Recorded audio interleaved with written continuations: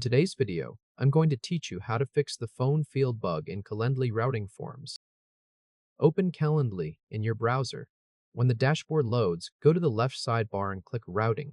In the list of routing forms, click the routing form you created during setup. Now switch to the live version of the form.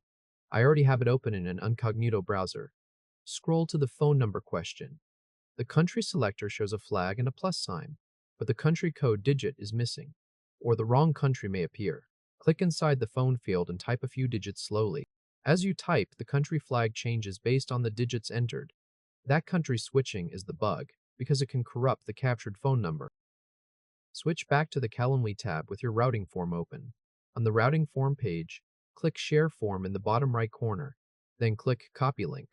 Open a new browser tab, paste the copied link into the address bar, and pause there. Do not press Enter yet, because we still need to add the prefill parameter. Click at the very end of the pasted URL. Type lowercase a, 3, =+1. The pattern is lowercase a, followed by the position of the phone question.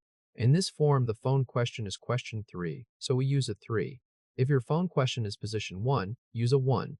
If it is position 2, use a 2. Continue that pattern for the phone question's actual position. The value after the equal sign is the country code with the plus sign. Use +1 for the US, +44 for the UK, or +34 for Spain. Once the parameter is added, press Enter to load the URL. When the form loads, scroll down to the phone number field. Confirm that the country selector now shows the US flag with +1 already populated. Click into the field and type a sample number. As the digits go in, the country code stays locked, and the number is captured cleanly. If this helped, hit like and subscribe for more quick tutorials. The routing form now loads with the phone country code filled in correctly.